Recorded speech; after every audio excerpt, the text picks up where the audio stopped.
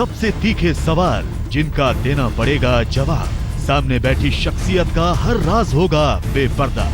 आज तक की पॉलिटिकल इन्वेस्टिगेशन टीम इंटेरोगेट कर रही है देश के दिग्गजों को।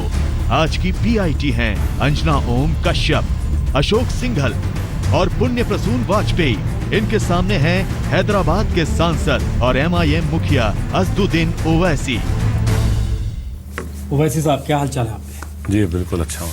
लग ऐसा रहा है कि 60 के दशक में एक फिल्म आई थी गुरदत्त की, उसमें एक गीत था, जिन्हें नाज है हिंद के वो कहाँ है। मौजूदा वक्त उन हालातों की तरफ बता रहा है कि वाकई किसे नाज है और किसे नाज नहीं है। नहीं सर, हमको तो नाज था इस वतन पर, इस सरजमीन पर, और इंशाल्लाह नाज रहेगा। और जितना मसाइब और मुश्किलात और खाक और खून के दरियाओं से हमको गुजरना पड़ा, मगर उसके बाद भी हमको नाज है इस सरजमीन पर, इस वतन पर। और एक मुकाबला तो हमेशा हर ज़माने में होता रहा, अच्छाई और बुराई में। और हमेशा थोड़े वक्त के लिए बुराई को उरूज मिला, बुराई को ताकत मिली, मगर हमेशा हक़ की कामयाबी हुई। और मुझे पूरा यकीन है कि इस बार भी ज़वाल होगा बद का, और उरूज होगा और कामयाबी होगी हक़ की। किससे लड़ रहे हैं आप जब ऐसे सवालों के जवाब आप ऐसे शब्दों के जरिए देते हैं? उन लोगों से मुकाबला है जो हिंदुस्तान की जो रूह है, हिंदुस्तान की रूह उसका सेकुलरिज्म है, हिंदुस्तान की रूह उसकी गंगा जमनी तहजीब है। और लड़ इसलिए रहे हैं कि उन लोगों को अगर खराज अक़ीदत पेश करना है, उन लोगों को अगर ऑनर करना है जिन्होंने इस मुल्क को आज़ाद किया, चाहे वो सन 57 की जंग आज़ादी हो, या रेशमी रुमाल की तहरीक हो, या फिर वो जो आज़ादी की जो है थी जिसमें बोस, महात्मा गांधी, नेहरू, आज़ाद, जौहर बरदरान, जिन्होंने इतना सब किया। क्यों किया? कि इस वतन को एक मज़हब से ना जोड़ा जाए, बल्कि इस वतन में आज़ादी रहे, मजहबी आज़ादी रहे, और यहाँ पर मुसलमान भी रहे, और एक फ़ख्र से कहे कि हाँ, मैं इस सरजमीन का एक हिंदुस्तानी मुसलमान हूँ। क्या अब नहीं कह रहा है? अभी भी तो आराम से रह रहे हैं मुसलमान। बिल्कुल है। क्या कोई प्रॉब्लम? और किससे लड़ रहे हैं? इसीलिए तो कह रहे हैं हम उन ताकतों से लड़ रहे हैं जो उन मुजाहिदीन आज़ादी की मेहनत और क़ुरबानियों पर पानी फेरना चाहते हैं, जो हिंदुस्तान के जो उसका भाईचारा है, जो उसका सेकुलरिज्म है। मिसाल के तौर पर आप कह रहे हैं किससे लड़ रहे हैं? हम उनसे लड़ रहे हैं जो आज तक के प्रोग्राम में नकवी ने आकर कहा था कि अगर बीफ खाना है तो पाकिस्तान जाना पड़ेगा। उस सोच से मुकाबला है जिसने राहुल कंवल के इंटरव्यू में कल्चर मिनिस्टर ने कहा था कि कलाम मुसलमान होते हुए भी राष्ट्रवादी थे। उन ताकतों से मुकाबला है जो गवर्नर हैं, कॉन्स्टिट्यूशनल पोस्ट हैं, जो कह रहे हैं कि अगर आपको जाना है तो पाकिस्तान चले जाइए। नकवी और महेश शर्मा जैसे लोग असदुद्दीन ओवैसी की पॉलिटिकल लड़ाई सफ़र को खूब फ़ायदा पहुंचाते हैं ना, क्योंकि आप इसी के इर्द गिर्द, तो इसी डर के इर्द गिर्द तो आप अपनी राजनीति बना रहे हैं। नहीं, डर के इर्द गिर्द नहीं। याद रखिए कि ये डर, जो खौफ या जो भी पैदा हो रहा है, इससे सिर्फ ओवैसी को खतरा नहीं है, आपको भी खतरा है, आप तमाम को खतरा है। नहीं, आप तो कहते हैं कि हम डर रहे हैं कि मेरे फ्रिज में क्या रखा है। हाँ, हमारे तो फ्रिज में झांक रही है बीजेपी। आज याद रखिए कि जब हिटलर ने अपनी शुरुआत की थी तो सब लोग कहते थे कि हमारा उससे ताल्लुक नहीं है, वो वहां कर रहा है, उस कंट्री में कर रहा है। मोदी हिटलर है? नहीं, मैं ये नहीं कह रहा हूँ। मैं ये कह रहा हूँ कि हिटलर ने जब इसी तरह से शुरू किया, उसके बाद सब लपेटे में आ गए उसकी गंदगी में और उसकी हेटरेड में। तो आप ये मत समझिए कि ओवैसी परेशान होगा इसमें। अगर ओवैसी परेशान होगा तो सब हिंदुस्तान के हिंदुस्तानी परेशान होंगे, क्योंकि मैं भी तो इस मुल्क का बाइज़्ज़त शहरी हूँ। मैं आपसे अलग नहीं हूँ, आप मुझसे अलग नहीं हैं। तो अगर मेरा घर जलेगा, तो अगर आपके घर में दुनिया का सबसे ताकतवर एयर कंडीशन होगा तो भी आप घर में गर्मी होगी। अगर आग नहीं लगी तो गर्मी तो होगी आपको। लेकिन क्या फिर आप प्यार और मोहब्बत की मिसाल तो है नहीं, क्योंकि आपके भी डेप्यूटी, आपके जो भाई हैं, उन पर बड़े संगीन इल्जाम लगे हैं। हम लोग भी थक गए हैं आपसे ये सवाल पूछकर, और आप ये बताते हुए कि कोर्ट में मामला, इसलिए इस पे मैं टिप्पणी नहीं करूंगा। लेकिन YouTube पर वो वीडियो एक हकीकत है। अगर इस तरह की भावनाओं को एक हिस्सा भड़का रहा है तो आपको भी दूसरी तरफ से भड़काते हुए हमने देखा है। मैं फिर से वही जवाब दे रहा हूँ कि उनके ऊपर केस चल रहा है। मेरा तमाम देखने वालों से एक बात आपसे उनसे अर्ज करना चाहूँगा कि हमको बताइए कितने ऐसी तकारीर करने वालों पर केस बुक हुआ।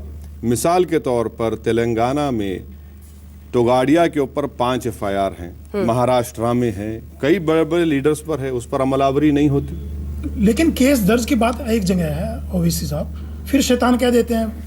ये तमाम चीजें केस चलते रहे, ऐसे शब्दों का इस्तेमाल करते रहे। सिंगल साहब आपकी बात सही है।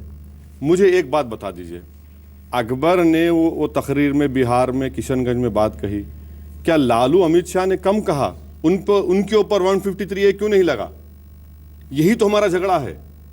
क्या लालू और अमित शाह ने क्या क्या नहीं कहा? 153 नहीं लगा उनके ऊपर। आप कैसे राजनीति करना चाहते हैं? देखिए, हम राजनीति का, अगर आप राजनीति और इंसाफ पर करेंगे तो सब ठीक हो जाएगा। अगर हम बोलेंगे तो नॉन बेलेबल सेक्शन लग जाएगा और उसके बाद कभी अकबरुद्दीन वहां पर आ नहीं सके। अब जाकर उनको एंटिसिपेटरी बेल मिली। वही लालू और अमित शाह एक दूसरे पर क्या क्या नहीं कहे गए, मगर 153 नहीं लगता है। और इसी दलील से आप याकूब मेमन को बचा रहे थे इस देश में। याकूब मेमन के बारे में मैडम, जस्टिस शाह जो हमारे लॉ कमीशन के चेयरमैन थे, कभी उनका बयान पढ़ लीजिए। उन्होंने कहा कि याकूब को फांसी देकर गलती हुई और इसी वजह से हजारों की तादाद में लोग उसके जनाजे में गए। अब आप इनको क्या कहेंगे? जस्टिस इस देश के संविधान को मानते हैं कि नहीं? अरे जस्टिस शाह जो है, सर, आप मेरे सवाल का जवाब संविधान को मानते हैं। बिल्कुल संविधान को मानते हैं। इस देश की सर्वोच्च न्यायालय को मानते हैं, इसके फैसले को स्वीकारेंगे बिल्कुल, या उसके खिलाफ जाकर आप बोलेंगे? अरे आप सोचिए कि जस्टिस शाह वो ये बात कह रहे हैं। ओवैसी तो चेपीदी का शेरवा समझ लीजिए। Retired supreme court, high court के जजेस ने प्रेसिडेंट को जाकर कहा, तो उनको क्या कहेंगे आप? उनको क्या कहेंगे? अब मुझे छोड़ दीजिए, मैं तो बुरा हूं, खराब हूं, जैसा भी हूं, आपके सामने हूं, मगर ये बावकार, बाइज्जत, नॉलेज वाले लोग अगर इस तरह की अगर बात किए हैं तो उनकी बात में तो दम होगा ना, मेरी बात में दम नहीं होगा। चलिए ओवैसी साहब, आजकल एक माहौल और चल पड़ा है, अवार्ड लौटाए जा रहे हैं, सहनशीलता की, इंटॉलरेंस की बात कही जा रही है। आमिर खान, शाहरुख खान, ये अचानक ऐसा क्या हो गया देश के अंदर कि इंटॉलरेंस हो रही है, आवाजें उठ रही हैं? आपको क्या लगता है, कुछ चेंज हुआ है क्या? देखिए, जो बयानात, स्टेटमेंट्स आ रहे हैं वो तो सबको परेशान करेंगे, फिक्रमंद करेंगे। और अगर कोई अपना अवार्ड वापस कर रहा है तो वो उनकी नज़र में वो उनके किस्म से प्रोटेस्ट है। ठीक है, वो प्रोटेस्ट करने दीजिए उनको। डेमोक्रेसी में तो प्रोटेस्ट करने की इजाज़त है। डेमोक्रेसी में डिसेंटिंग वॉइस की तो बहुत बड़ी इजाज़त है और वो अपनी डिसेंटिंग वॉइस रजिस्टर करा रहे हैं। भार्गवा साहब दे रहे हैं तो हिंदुस्तान के मायना साइंटिस्ट हैं, वो उन्होंने अपना अवार्ड वापस दिया तो जाहिर है वो कुछ समझ कर दे रहे हैं। आपको लग रहा है कुछ चेंज हुआ है देश के अंदर जिसकी वजह से ऐसी आवाजें उठ रही हैं? आपको फर्क नजर आता है कुछ? क्या भाई, दादरी हो रहा है, दलित के बच्चों को जिंदा जला दिया जा रहा है, हर तरह से पिछले कम से कम 8 महीने से रूलिंग पार्टी की तरफ से जो स्टेटमेंट्स आ रहे हैं, दिल्ली के इलेक्शन से पहले से, फिर शिवसेना जो उनकी अलाई है उनके स्टेटमेंट देख लीजिए आप, फिर सिस्टर ऑर्गेनाइजेशन जो बीजेपी के वो स्टेटमेंट देख लीजिए, ओबामा का हिंदुस्तान में आकर हमको आईना दिखाना, ये देख लीजिए आप, ये सब चीजें तो सामने हैं। क्वेश्चन नंबर 1, क्या आपको लगता है कि मुस्लिम और दलितों की हत्या पहली बार इस देश में हो रही है? सवाल नंबर 2, तस्लीमा नसरीन कहती हैं कि पीके जैसी फिल्म जो यहाँ की मेजॉरिटेरियन पॉपुलेशन है उसके धर्म का मजाक उड़ाती हुई एक फिल्म आमिर खान की 300 करोड़ की कमाई करती है हिंदुस्तान में।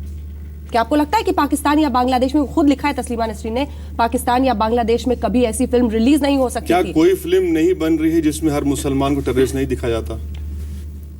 क्या कोई फिल्म नहीं बन रही है जिसमें मुसलमान को और इस्लाम को जोड़ा जाता है टेररिज्म से, सुसाइड बॉम्बिंग से?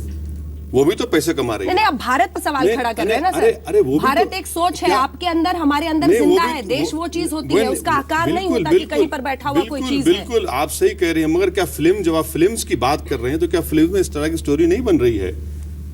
और अगर, लेकिन क्या ये सच नहीं है कि आतंकवाद, इस्लाम के नाम पर कई लोग उसको जस्टिफाई करने की कोशिश करते हैं? आप क्या कहेंगे म्यांमार में बुद्धिस्ट के जो मॉन्क्स ने 10,000 मुसलमानों को मरवा दिया? आप क्या कहेंगे क्लू क्लस क्लैन को जिसने अमेरिका में हजारों की तादाद में काले अफ्रीकन को मरवा दिया? आप क्या कहेंगे आयरिश रिपब्लिकन आर्मी को जिसने वहां पर प्रोटेस्टेंट्स को मरवा दिया? आप क्या कहेंगे साउथ अमेरिका में जो क्रिश्चियनिटी के नाम पर मारा जाता है? आप क्या कहेंगे पैलेस्टाइन में जो पैलेस्टीनियन को मारा जा रहा है? देखिए, मजहब को मत जोड़िए। आप याद रखिए कि हाँ, आईसिस एक खतरा है और उस खतरे को कैसे कंट्रोल करना, ये सबको सोचना पड़ेगा। हम इस पे आते हैं, लेकिन एक सवाल, जो जैसे ही आमिर खान का बयान आया आपने तुरंत एक सिरे से उसे खारिज भी किया। सर ना सिर्फ वो, बल्कि क्या गवर्नर आसाम ने क्या कहा था?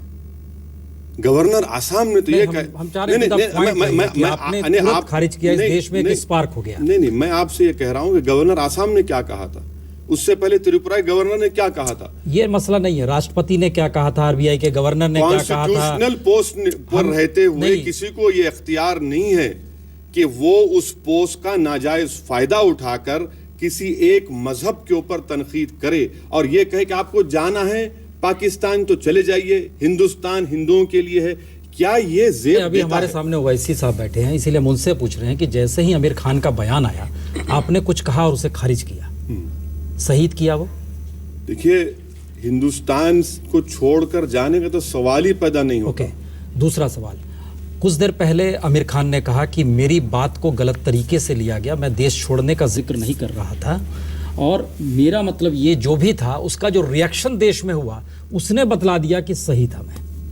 अब बताइए आप क्या, कुछ देर पहले उनका मैं किसी भी फिल्म स्टार के बारे में तबसरा नहीं करूंगा। आपके लिए स्टार हो सकते हैं, मेरे लिए स्टार वो लोग हैं जिन्होंने इस मुल्क को आज़ाद कराया।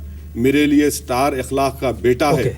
इखलाक का बेटा है कि बाप की शहादत के बाद भी वो आज हिंदुस्तान के बारे में नहीं कह रहा है कि मारने वालों को सजा दो, वो मुल्क की बात नहीं कर रहा है। मेरी नजर में स्टार अगर है तो वो 75 साल की ज़ईफ ज़किया जाफरी है जिसके शौहर को मारा गया मगर वो मुल्क के खिलाफ नहीं। इखलाक इतना ही महत्वपूर्ण है तो उसके भाई की पहली प्रतिक्रिया थी बिहार के परिणाम को लेकर। देखिए न्याय हुआ, श्रद्धांजलि है, सही, आप खिलाफ में लड़ रहे थे, इसका मतलब आपके खिलाफ वो बयान दे रहा था। नहीं, फिर आज अगर आप बिहार, अगर इस तरीके से खांचों में बांटोगे, सुनिए प्रसून साहब, अगर आप भी का ताल्लुक बिहार से भी है, आप हमारे, मैंने 60-65 स्पीचेस दी हैं। उस 60-65 स्पीचेस में कई जगह पर मैंने अखलाक का जिक्र किया है। कितने पॉलिटिकल पार्टीज ने किया होगा? हमने किया है जिक्र। हमारा सवाल ये नहीं है सर, मैं आपको बता रहा हूं ना, ठीक है, अवाम हमारा सवाल है, नहीं सुनिए, अवाम जिस दौर में इस दौर की सियासत खड़ी है उसके खिलाफ मौजूदा वक्त में ओवैसी साहब हैं, इससे इनकार नहीं है। आपको इनकार है? आप मौजूदा सत्ता के खिलाफ खड़े हैं। बिल्कुल खड़े हैं। मौजूदा सत्ता के खिलाफ एक चुनाव होता है, उसमें आप वहां पर जो जीतते हैं उसके खिलाफ खड़े थे कि नहीं खड़े थे? क्या कम्युनिस्ट पार्टी नहीं खड़ी थी? बिल्कुल खड़ी थी। क्या समाजवादी पार्टी नहीं खड़ी थी? क्या बीएसपी नहीं खड़ी थी? क्या हिंदुस्तान की जमहूरियत को आप तोड़ देना चाहते हैं? बिल्कुल नहीं और तोड़ना आप ये करना चाह रहे हैं कि सिर्फ 2 पार्टी लड़ेगी? हम नहीं तोड़ना, जमहूरियत बीच में कहां से आ गई? क्या नागाज से आप क्यों कह रहे हैं हथियार डालकर कहो कि इलेक्शन लड़ने? अरे आप उस मंच पे क्यों नहीं नजर आए जिस मंच पे वामपंथी भी नजर आ रहे थे? क्यों नहीं जाऊं? क्यों लेफ्ट? देखिए, आजाद मुल्क है, मुझे पूरा इख्तियार है अपनी बात करने का और आवाम फैसला करेगी। यही आपसे जानना चाहते हैं, क्या इस देश की सियासत ने धर्म के आधार पे लोगों को इस तरीके से बांटा है? जहां सहिष्णुता की बात होगी, जहां आतंक की बात होगी, बोलेंगे धर्म ना लाओ, और जब चुनाव और वोट होंगे तो कहेंगे धर्म ले आओ। इस आधार पे बांटा गया है लोगों को। ये आप बोल सकते बिहार के आप हैं, मैं तो नहीं हूं। नहीं, हम इस देश के हैं जनाब। मगर आपके हैदराबाद में क्या होता है? कमाल कर रहे हैं। बिहार के स्टेट की बात हो रही है यहाँ पर, बिहार के स्टेट में बात हो रही है। सिस्टम का जिक्र कर रहे हैं। पॉलिटिकल सिस्टम में आपने सीमांचल ही क्यों चुना? आपने मुस्लिम बहुल इलाका ही क्यों चुना? एक मिनट में जवाब देता हूँ। पॉलिटिकल सिस्टम में ये भी बात बड़ी कन्वीनियंट हो जाती है कि जब गोधरा हुआ तो रेलवे मिनिस्टर जो थे वो आज सेकुलर हो चुके हैं, मगर ओवैसी कम्युनल ही रहेगा। ये बात भी तो है ना। हम किसने कहा कम्युनल होगा, किसने कहा सेकुलर होगा? यही तो मैं कह रहा हूं कि ये कन्वीनियंस, ये बड़ा डिवाइस ऑफ कन्वीनियंस हो चुका है। किसने बनाया है? जहां अखलाक के परिवार ने नहीं बनाया और ना ही उस दलित परिवार ने बनाया जिसने दोनों बच्चे गंवा दिए। उसने नहीं, किसने बनाया? ये बनाया तो इन्हीं लोगों ने बनाया है जो सत्ता में है, चाहे वो बिहार में सत्ता में रहे होंगे, दिल्ली में रहे होंगे। क्योंकि ये आज हिंदुस्तान की सियासत ये हो चुकी है कि आप जॉर्ज बुश की आइडियोलॉजी पर अमल हो रहा है कि या हमारे साथ हैं या आप उनके साथ हैं। कोई मिडिल ग्राउंड रहेगा ही नहीं, कोई ग्रे जोन रहेगा ही नहीं, सिर्फ ब्लैक एंड व्हाइट रहेगा। ये तो खराब है पॉलिटिक्स के लिए। मिथिलांचल में मुस्लिम बहुल इलाके पे ही जाके आपने चुनाव क्यों लड़ा? अगर आप लड़ना चाहते हो कहीं और भी इलाके थे तो आपकी मुस्लिम पॉलिटिक्स है ना बेसिकली। नहीं, पहली मर्तबा हम इलेक्शन लड़े हैं बिहार में, तो जाहिर है हमने किसी इलाके को चूज किया है, पसंद किया है, और उसका पॉलिटिक्स से ज्यादा उसका सोशल इम्पैक्ट जो है कि वो सबसे पसमानदा इलाका है बिहार का। पूर्णिया डिवीजन सबसे बैकवर्ड इलाका है बिहार लेकिन का। मुंह की खानी पड़ी आपको। बिल्कुल सही है, बिल्कुल सही है, मगर मैं आपको तयखुन दिला रहा हूं और देखने वालों को भी तयखुन दे रहा हूं कि कोई बात नहीं है, आज इलेक्शन हारे 5 साल के बाद जीतेंगे इंशाल्लाह ताला। बीजेपी के साथ डील इससे- थी, मोहन भागवत के साथ आपके फोटो लगाए गए थे। एक बात सुनिए, 243 सीट्स में अगर मैं 6 सीट पर लड़ रहा हूं तो आप डील करेंगे? क्या बात कर रहे तो हैं? आरोप लगे? अरे मोहन भागवत लगते- और आपकी फोटो को जोड़ दिया गया था। अब जो फोटो लगाए, वरंगल में 4.5 लाख वोट से हार गए। वरंगल में इलेक्शन लड़ रहे थे जो हमारी फोटो लगाकर अपनी रोटी सेकने की कोशिश कर रहे, क्योंकि उनके लीडर के ऊपर उनको वोट नहीं मिलते तो ओवैसी की फोटो लगा रहे हैं। अच्छी बात है, कामयाबी है, चलिए हमसे फायदा नहीं हो रहा तो नुकसान भी हो रहा है उनको। वरंगल में तो 4.5 लाख वोट से हार गए। बिहार ने क्या सिखाया आपको? बिहार, देखिए, हर कामयाबी और नाकामी इंसान को कुछ चीज सिखाती है। हमने ये सीखा कि हमको और मेहनत करने की जरूरत है, ऑर्गेनाइजेशन को मजबूत करने की जरूरत है और पहले से ज्यादा काम करने की जरूरत है। हम करेंगे। भारतीय मुसलमान क्यों विश्वास करें कि असदुद्दीन ओवैसी हमारे हक में बोल रहे हैं, अपनी पार्टी और अपने फायदे के लिए हमारा इस्तेमाल नहीं कर रहे? सिर्फ आप मुझे क्यों मुसलमान की हद तक महदूद कर रहे? मैं तो अपनी बात इसलिए रख रहा हूं कि हिंदुस्तान की पॉलिटिक्स में तमाम तबकात को, अगर हमारा डाइवर्सिटी प्लुरलिज्म की हम बात करते हैं तो हिंदुस्तान की पार्लियामेंट में सिर्फ 23 MP क्यों जीत के आते हैं? बिहार में आज इलेक्शन हुआ। वैसे साहब, थ्रेड टूट रहा है देश के संविधान का। हमें याद है कि कॉन्स्टिट्यूंट असेंबली में अबुल कलाम आज़ाद साहब जब शिक्षा मंत्री थे, उन्होंने कहा था कोई भी देश का विकास जो होता है वह बिल्डिंगों और संस्थानों से नहीं बनता है, बेहतरीन दिमाग से बनता है। लग ऐसा रहा है कि बेहतरीन दिमाग इस दौर में गायब हो गए हैं, या वो हाशिए पर चले गए हैं, या अपने आप को किनारे करना चाहते हैं। ये सही है क्या? सर, ये किसी हद तक बिल्कुल सही है और इसका इल्ज़ाम हिंदुस्तान की आवाम को सोचना पड़ेगा कि वो किसको वोट डाल रहे हैं। वो जिसको वोट आप डालेंगे वही तो हिंदुस्तान के इख्तिदार की कुर्सी में बैठेगा। नहीं, आप तो कल्पना कीजिए, हम इसलिए इस नहीं बात नहीं का आपकी जिक्र कर रहे हैं। और दूसरी बात, मुझे मुकम्मल दूसरी बात यह है कि हर पार्टी में ज़हीन लोग हैं, मगर उनकी जहानत को इस्तेमाल नहीं करने देते, ना उनको आगे आने देते। ये एक सिस्टम बन चुका है और उस सिस्टम को आप नहीं तोड़ सकते। ये हिंदुस्तान की आवाम को अब तय करना पड़ेगा कि वो किसको वोट देंगे, क्योंकि बात सही है, हिंदुस्तान में ज़हीन लोगों की कमी नहीं है, बहुत ज़हीन लोग हैं हिंदुस्तान में, मुझसे ज़्यादा काबिल और ज़हीन लोग। इंफॉर्मेशन से ही परसेप्शन बनता है, ये माना जाता है। और जो संवाद हमारे समाज के भीतर हो रहा है, कैबिनेट मिनिस्टर जो कहते हैं, पार्लियामेंट शुरू हो रही है, पार्लियामेंट में क्या होने वाला है वो जुबान भी हम लोग सुनने के लिए तैयार हो चुके हैं। चुनाव के दौर में आप खुद बिहार में देख चुके थे किस जुबा का इस्तेमाल किया जा रहा था। इससे देश के भीतर एक परसेप्शन बना। इस परसेप्शन को एक महिला ने महसूस किया, उस महिला के पति ने एक मंच पे आके कह दिया, देश में हंगामा मच गया। हमारा ये कहना है कि सवाल यहाँ पर एक कलाकार के कहने भर का नहीं है, सवाल है ये जिम्मेदारी लेगा कौन? क्या हर कोई प्लेयर है या कोई रहनुमा भी है? मैं समझता हूँ कि जितने इलेक्टेड रिप्रेजेंटेटिव हिंदुस्तान में हैं, हम तमाम पर जिम्मेदारी आयद होती है। हम तमाम पे जिम्मेदारी इसलिए आयद होती है कि हम लोग जब बोलते हैं तो यकीनन हमारे सियासी इख्तलाफात, हमारे किसी पर एक ब्राउनी पॉइंट स्कोर करना, किसी को दिखाना, एक्सपोज करना अपनी जगह सही है, मगर साथ ही साथ जो रूलिंग पार्टी है वो लोगों को अपनी मैग्नानिमिटी और अपने ज़र्फ़ का मज़ारा करना पड़ेगा। जब आप पावर में आ चुके हैं तो उनको और ज़्यादा झुकने की ज़रूरत है, बजाय झुकने के वो सीना तान कर खड़े हैं कि भाई आपको तो हिंदुस्तान के अवाम ने 180, 220 ने 280 फुल मेजॉरिटी दिया है, आपको तो और हम्बल और मॉडेस्ट होने की ज़रूरत है। लेकिन यही तो आरोप है ना ओवैसी साहब की, वो अपने अपने बयान देते हैं और फिर आप और डर को फैलाते हैं। आप आकर फौरन बयान देते हैं और फिर उस डर को फैलाते हैं लहर की तरह पूरे देश में। मैं डर को नहीं फैला रहा हूं, मैं ये कह रहा हूं कि आप हमको खौफजुदा नहीं कर सकते। आपके बोलने पर कुछ होने वाला नहीं है, हम इस वतन को छोड़कर जाने वाले नहीं हैं। आप मेरे मज़हब की तब्दीली की बात नहीं कर सकते लव जिहाद के नाम पर। हम उनको जवाब दे रहे हैं, कहाँ डर पैदा हो रहा है और डर किसके ऊपर पैदा हो रहा है? डर तो मुझे डरना चाहिए ना, मैं तो डर नहीं रहा हूं। हम तो माइनॉरिटी हैं, डर हम कैसे पैदा करेंगे? मेजॉरिटी का डर तो ये उल्टा हो रहा है हमारे मुल्क में। जो लोग पावर में हैं वो माइनॉरिटी का डर दिखाकर सत्ता में आ रहे हैं। माइनॉरिटी का डर दिखाकर वोट हासिल कर रहे हैं। ये तो उल्टा हो रहा है। लेकिन आप अच्छा, एक चीज है, पॉजिटिवली कहाँ अमित शाह ने ये कंट्रीब्यूट कहा करते हैं? चुनाव में कि पटाखे फूटेंगे पाकिस्तान में अगर जीत होती है दूसरी पार्टी की और बीजेपी को हराते हैं। क्या ये आपने ये कहा कि मोदी की व्यक्तिगत हार है ये चुनाव, जी। तो क्या मोदी की लहर भी रुक गई है, इससे बीजेपी का आगे आपको लग रहा है कि चीजें बदल गई हैं? अमित शाह ने जो कहा है कि पाकिस्तान में पटाखे फूटेंगे, इतने पटाखे फूटे पूरे हिंदुस्तान में कि शायद उनके कान पक गए होंगे इतनी आवाज़ सुनकर। मगर मेरा आज भी मानना है कि जहां पर बीजेपी का मुकाबला कांग्रेस से होगा वहां बीजेपी ताकतवर रहेगी। जहां बीजेपी का मुकाबला नॉन कांग्रेस फेस से होगा, खाली एक एक्सेप्शन है यूपी का पार्लियामेंट इलेक्शन में, वहां पर ये हारेंगे, जरूर बीजेपी हारेगी। नहीं, खतरा ये नहीं है। खतरा ये है कि पहली बार लग रहा है पाकिस्तान भी एक भारत की राजनीति का प्लेयर हो गया है। जो बात कांग्रेस आप गलत कह रहे हैं। हम इसलिए कह रहे नहीं, हैं, आप गलत कह रहे हैं। हाँ। आपको मैं बता रहा हूं कि जब मेरी उम्र 13 साल की थी, हमारे घर के सामने आकर संघ परिवार के लोग 20-25 का ग्रुप आकर पत्थर फेंक कर नारे मारता था कि मुसलमान खबरस्तान या पाकिस्तान। हम 13 साल की उम्र से सुन रहे हैं। आप नहीं सुने होंगे, हम तो सुन रहे हैं।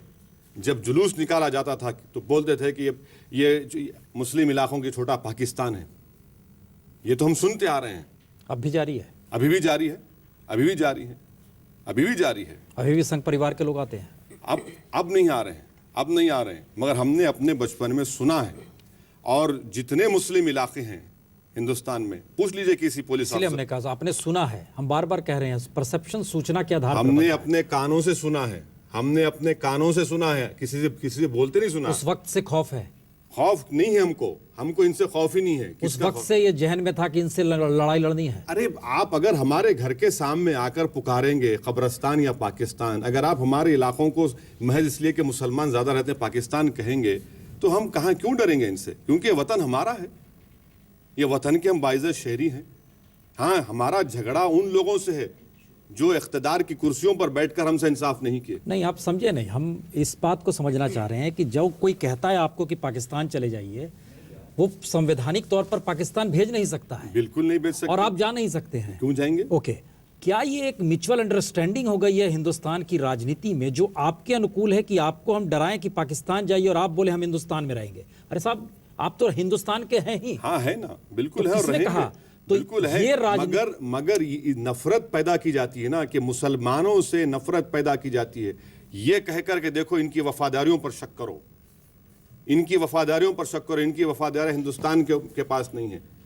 लेकिन आप भी तो मुसलमान की बात करते हैं ना, हमेशा मुस्लिम की बात करते हैं, आप क्यों नहीं सबकी बात करते क्यों नहीं हैं? करते? जहाँ पे हिंदुओं के साथ अन्याय होता है वहाँ हिंदुओं के बराबर पक्ष में क्यों नहीं बोलते हैं? बराबर करते हैं क्यों? आप बताइए, कहाँ नहीं बोला हमने? आपके ब्रदर हमेशा जो अब फिर आप उसी पर आगे क्यों नहीं? अरे मैं तो कह रहा हूँ कि केस चल रहा है, ठहर जाइए, अदालत का फैसला आता है, फिर हम फिर बुला लीजिए 3rd डिग्री में। कि पुलिस को हटा लीजिए, बता देंगे। अरे 3 मरतबा मुझे बुला चुके हैं और 1 मरतबा बुला लेंगे। आईएसआईएस की तरफ कुछ भारतीय बच्चे भी जा रहे हैं, खुफिया एजेंसीज की रिपोर्ट है। कई लोगों को वीजा लेने के बाद भी टर्की के जरिए वो सीरिया पहुंच रहे हैं। मैडम, क्या ये बात आपको परेशान करती है? सबसे क्या यहाँ पर आपकी कोई भूमिका दिखती है आपको? सुनिए, सब आप बता रहे हैं, आपको खुल के बताएंगे। 2.5 साल से सबसे ज्यादा अगर आईसिस के खिलाफ कोई बोल रहा है तो मैं बोल रहा हूं। मेरे स्पीचेस उठाकर देख लीजिए।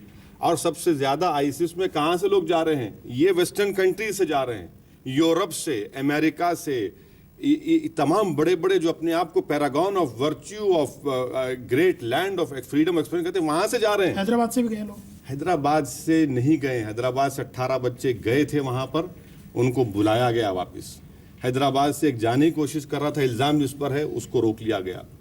हम तो इनके खिलाफ कह रहे हैं। और याद रखिए, हम आपसे खुलकर कह रहे हैं कि मिलिट्री, ये बॉम्ब डालने से आईसिस की मिलिट्री कैपेबिलिटी खत्म हो जाएगी, मगर ये जहनीत को कैसा ख़त्म करेंगे वो तमाम दुनिया को सोचना पड़ेगा, ख़ास तौर से आलम इस्लाम को सोचना पड़ेगा। ये जो जहनीत बन चुकी है, ये जो आईसिस की जो आइडियोलॉजी है, इसको ख़त्म करने की सोच हमको पैदा करना। इस्लाम को क्या फिर से अपने आप को समझने की ज़रूरत है? इस्लाम को सवाल मैंने आपसे इस्लाम पहले भी को पूछा याद है। रखिए, ये आईसिस के लोग इस्लाम को समझते नहीं हैं।